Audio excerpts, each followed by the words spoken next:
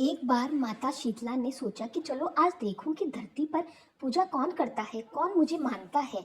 यही सोचकर शीतला माता धरती पर राजस्थान के डूंगरी गांव में आई और देखा इस गांव में मेरा मंदिर नहीं और ना ही मेरी पूजा होती है। माता शीतला गांव की गलियों में घूम रही थी, तभी एक मकान के ऊपर से किसी ने चावल का उबला पानी मांड नीचे फेंका। वह उबलता पानी शीतला माता के ऊपर गिरा, जिससे शीतला माता के शरीर में फफोले छाले पड़ गए। शीतला माता के पूरे शरीर में जलन होने लगी। शीतला माता गांव में इधर उधर भाग भाग के चिल्लाने लगी, अरे मैं जल गई, मेरा शरीर तप रहा है, जल रहा है, कोई मेरी सहायता करो। लेकिन उस गांव में किसी ने शीतला माता की सहायता नहीं की।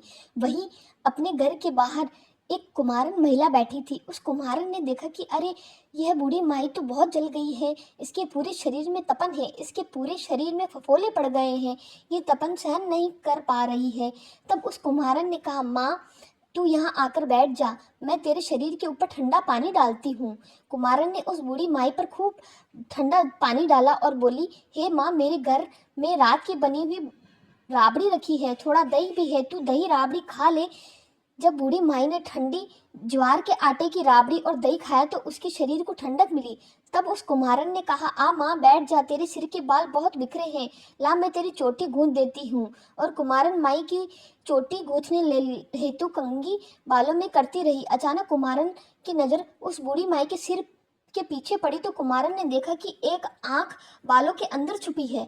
ये देखकर वह कुम्हारन डर के मारे घबराकर भागने लगी। तभी उस बूढ़ी माई ने कहा, रुक जा बेटी, तू डर मत, मैं कोई भूत प्रेत नहीं हूँ, मैं शीतला देवी हूँ।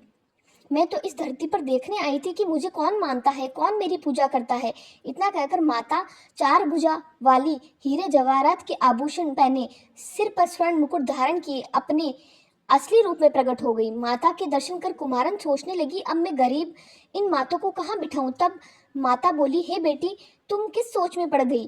तब उस कुमारन ने हाथ जोड़कर आंखों में आंसू बहते हुए कहा, हे माँ, मेरे घर में तो चारों तरफ दरिद्रता बिखरी हुई है, मैं आपको कहाँ बिठाऊं। मेरे घर में ना तो चौकी ना है, ना बैठने का आसन। तब शीतला माता प्रसन्न होकर उस कुम्हारन के घर पर खड़े हुए गधे पर बैठकर एक हाथ में झाड़ू, दूसरे हाथ में डलिया लेकर उस कुम्हारन के घर की दरिद्रता को झाड़ कर डलिया में फेंक दिया और उस कुम्हारन से कहा, हे बेटी, मैं तेरी सच्ची भक्ति से प्रसन्न हूँ, अब तुझे जो भी चाहिए मुझसे वरदान मांग ले।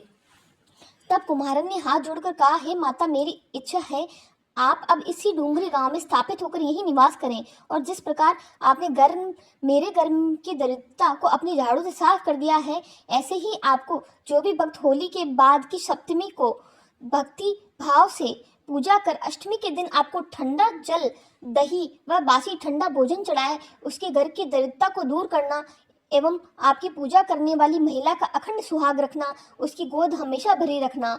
साथ ही जो पुरुष शीतलाष्टमी को नाई के यहाँ बाल ना कटवाए, धोबी को कपड़े धुलने ना दे और पुरुष भी आप ठंडा जल चढ़ाकर, नारियल फूल चढ़ाकर परिवार से ठंडा बासी भोजन करे, उसके काम धंधे व्यापार में कभी दरिद्रता ना आए।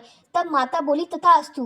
हे बेटी, जो तूने वरदान मांगे हैं मैं सब तुझे देती हूँ। हे बेटे, तुझे आशीर्वाद देती हूँ कि मेरी पूजा का मुख्य अधिकार इस धरती पर सिर्फ कुमार जाति का ही होगा। तभी उसी दिन से डूंगरी गांव में शीतला माता स्थापित हो गई और उस गांव का नाम शील की डूंगरी पड़ा। शील की डूंगरी भारत का एकमात्र मुख्य मंदिर है। शीतला सप्तमी के दिन यहाँ बहुत विशाल मेला लगता है। शीतला माता की जय। भक्तों, कैसी लगी आपको शीतला माता की कहानी और मेरी एक छोटी सी नई पहल।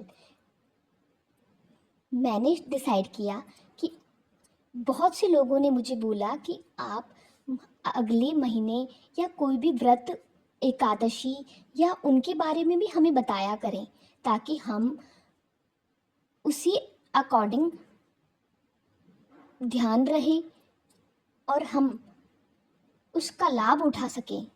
तो मैंने डिसाइड किया कि मैं इस छोटी सी व्लॉग के ज़रिए आपको हमेशा आने वाले व्रत त्योहारों के बारे में बताऊंगी।